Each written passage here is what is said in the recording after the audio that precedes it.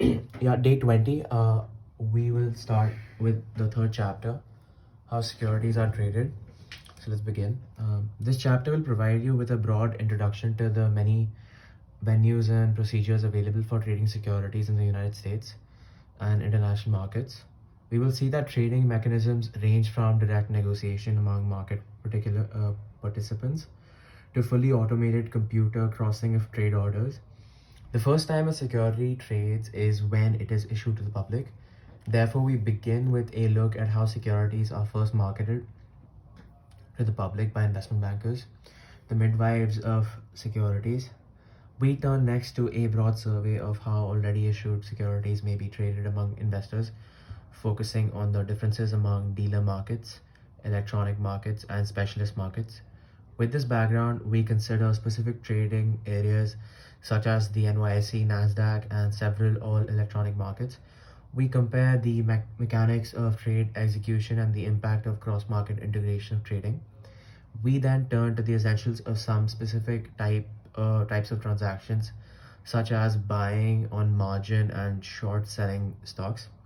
We close the chapter with a look at some important aspects of the regulations governing security trading, including insider trading laws and the role of securities markets as self regulating organizations.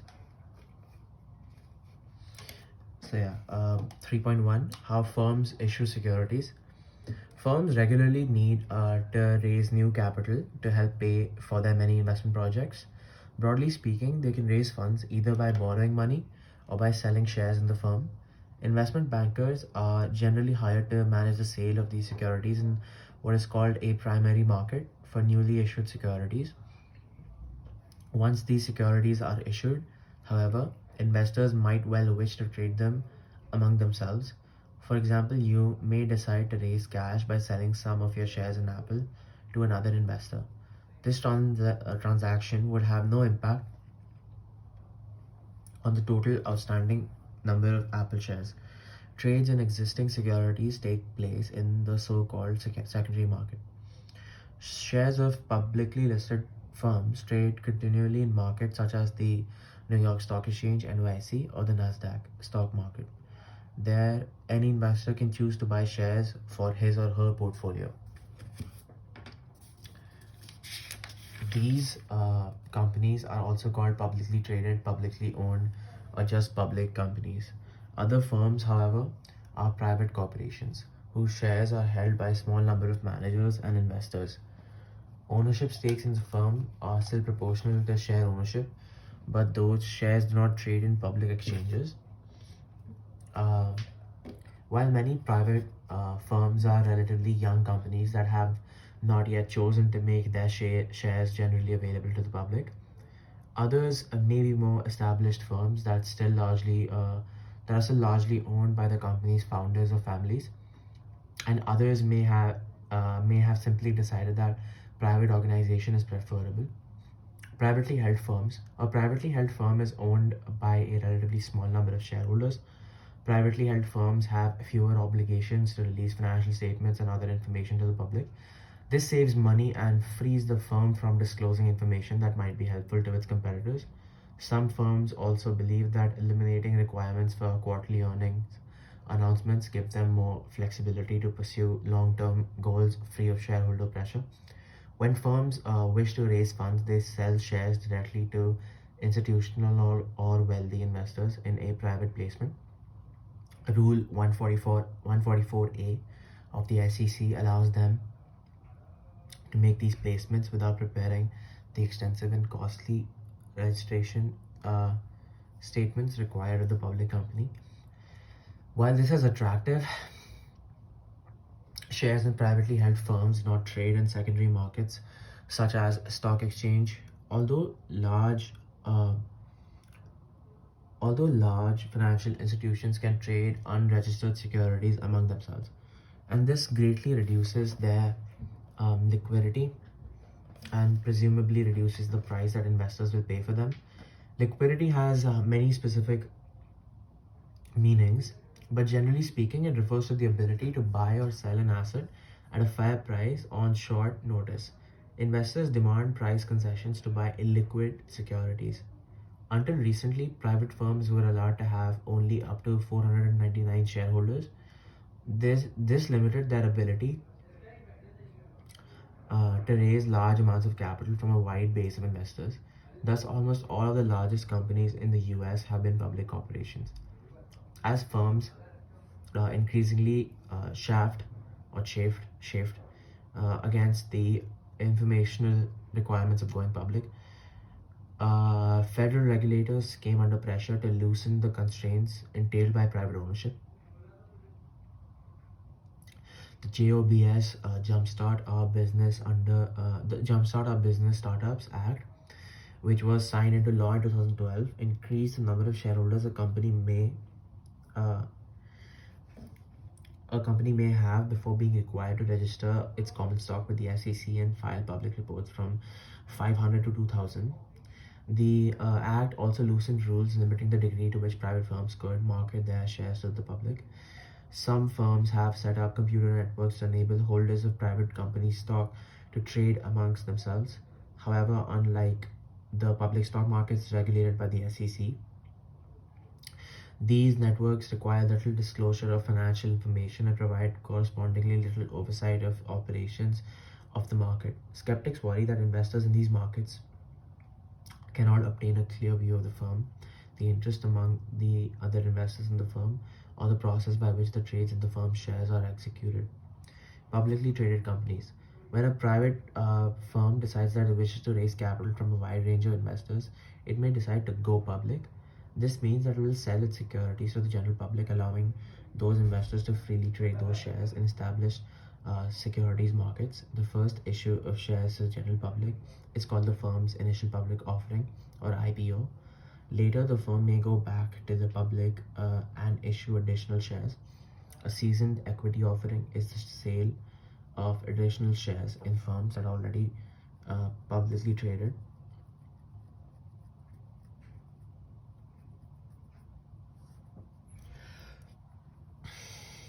For example, a sale by Apple of new shares of stock would be considered a seasoned new issue. Public offerings of both stocks and bonds typically are marketed by investment bankers who in this role are called underwriters. More than one investment banker usually markets the securities. A lead firm forms an underwriting syndicate of other investment bankers to share the responsibility for the stock issue. Investment bankers advise the firm regarding the terms on which it should attempt to sell the securities. A preliminary registration statement must be filed with the Securities and Exchange Commission (SEC), describing the issue and the prospects of the company. When the statement is in its final form and accepted by the SEC, it's called a prospectus. At this point, the price at which the securities will be offered to the public is announced. In a typical underwriting arrangement, the investment bankers purchase the securities from the issuing company and then resell them to the public. The issuing firm sells the securities to the underwriting syndicate.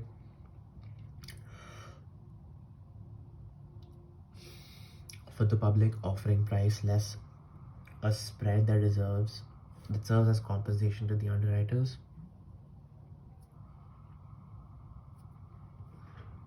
This procedure is called a firm commitment. In addition to the spread, the investment banker may also receive shares of common stock or other securities of the firm. Figure 3.1 depicts the relationship among the firm issuing the security and the lead underwriter, the underwriting syndicate, and the public. So this is the figure 3.1. As we can see, the issuing firm is in the top, and then comes the lead underwriter, and then the underwriting syndicate, which is all the four or however number of investment bankers, and then we have the private investors, which is the public essentially. So it's like me, for example. So then we have a shelf registration.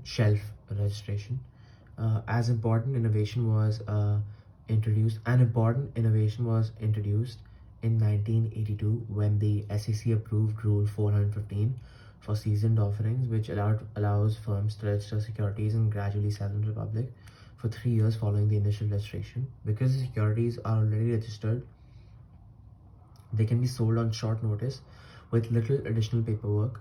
Moreover, they can be sold in small amounts without incurring substantial flotation costs. The securities are on the shelf, ready to be issued, which has given rise to the term shelf registration. Initial public offerings. Investment bankers manage the issuance of new securities to the public. Once the SEC has commented on the registration statement and preliminary prospectus has been distributed to the interested investors, the investment bankers organize road shows in which they travel around the country to publicize the imminent offering. These roadshows serve two purposes. First, they generate interest among potential investors and uh,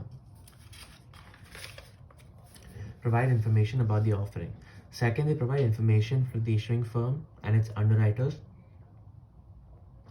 about the price at which they will be able to market the securities. Large investors communicate their interest in purchasing shares of the IPO to the underwriters.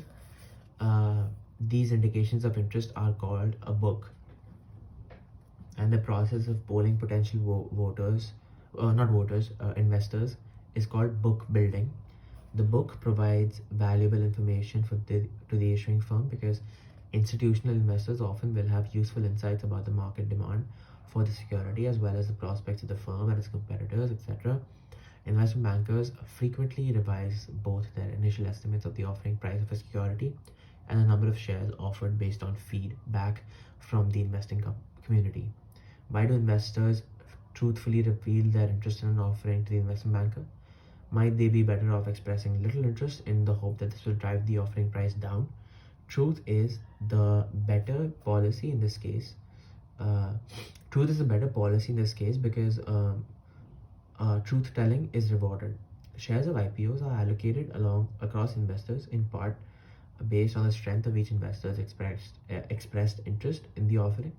If a firm wishes to get a large allocation which is optimistic about the security, it needs to reveal its optimism.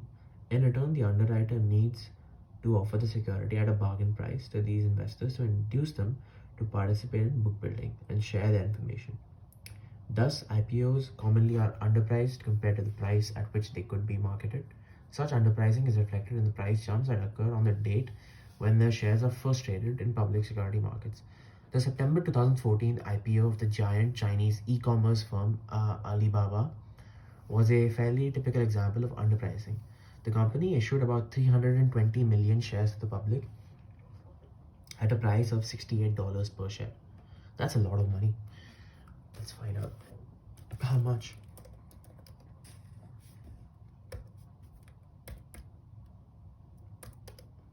That's around $21.76 billion. That's crazy. At a price of $68, the stock price closed that day at $93.89, a bit more than 38% above the offering price.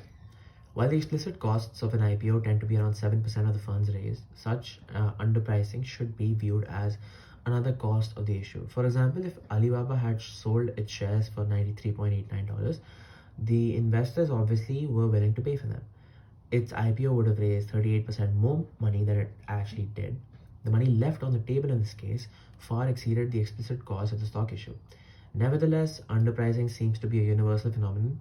Figure 3.2 presents average first-day returns on IPOs of stocks across the world. The results constantly indicate that IPOs are marketed to investors at attractive prices.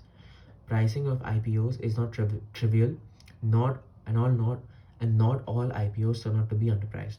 Some do poorly after the issue. Facebook's 2012 IPO was a notable disappointment. Within a week of its IPO, Facebook's share price was 15% below the $38 offer price. And 5 months later, its shares were selling for about half the offer price. In the end, however, those who held on to their shares profited. By mid-2016, the share price was around $120. Other IPOs cannot even be fully sold to the market. Underwriters left with unmarketable securities are forced to sell them at a loss on the secondary market. Therefore, the investment banker bears price risk for an underwritten issue. Interestingly, despite their typically attractive first-day returns, IPOs have been poor long-term investments. Professor Jay Ritter, a leading expert in the field, has calculated the returns to a hypothetical investor buying equal amounts of each US IPO between 1980 and 2014. At the close of trading on the first day, the stock is listed and holding position each position for 3 years. The portfolio underperforms the broad US stock market on average by 17.8% for the 3-year holding period and underperforms style matched portfolios of firms with comparable size and ratio of book value to the market value by 6.3%. How securities are traded, 3.2. Financial markets develop to meet the needs of particular traders. Consider what would happen if organized markets did not exist. Any household wishing to invest in some type of financial asset would have to find others wishing to sell. Soon, venues where interested traders could meet would become popular. Eventually, financial markets would emerge from these meeting places. Thus, a pub in Old London called Lloyd's launched the maritime insurance industry. A Manhattan curb on Wall Street became synonymous with the financial world. Uh,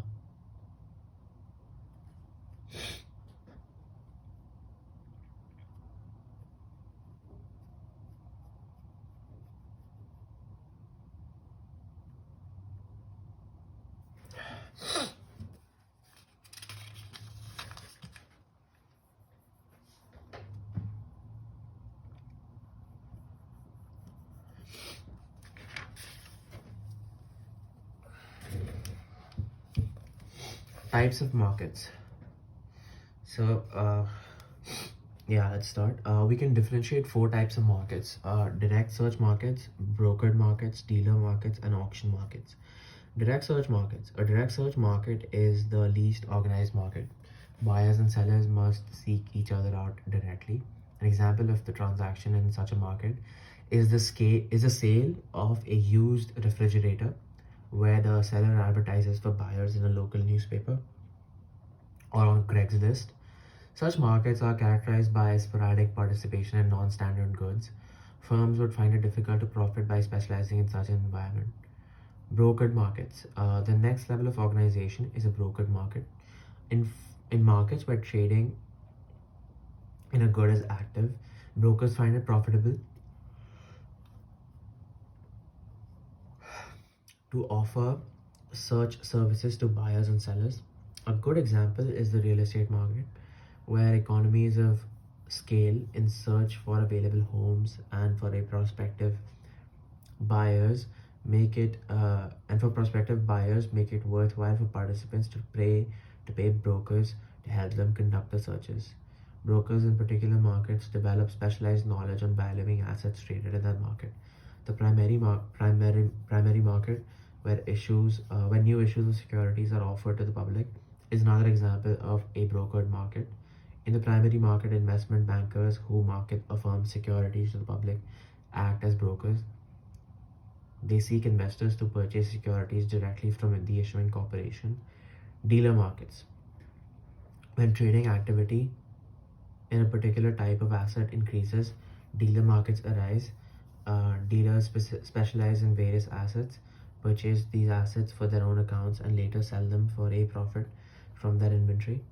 The spreads between dealers' buy or bid prices and sell or ask prices are a source of profit.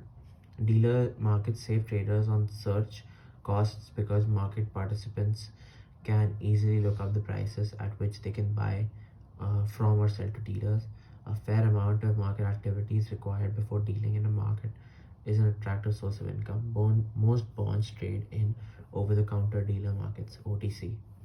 Auction markets. The most integrated market is an auction market, in which all traders converge at one place, either physically or electronically, to buy or sell an asset. The New York Stock Exchange (NYSE) is an example of the auction market. An advantage of the auction markets over dealer markets is that one need not search across dealers to find the best price for a good. If all participants converge, they can arrive at a mutually agreeable price and save the bid-ask spread. Notice that Both over-the-counter dealer markets and stock exchanges are secondary markets. They are organized for investors to trade existing securities among themselves. Concept check 3.2. Many assets trade in more than one type of market. What types of markets are the following trade in? Used cars. So used cars trade in direct search markets. Paintings trade in probably, I don't know, probably broker markets or dealer markets. Rare coins probably in broker markets. So yeah, that'll be it for today. Thank you.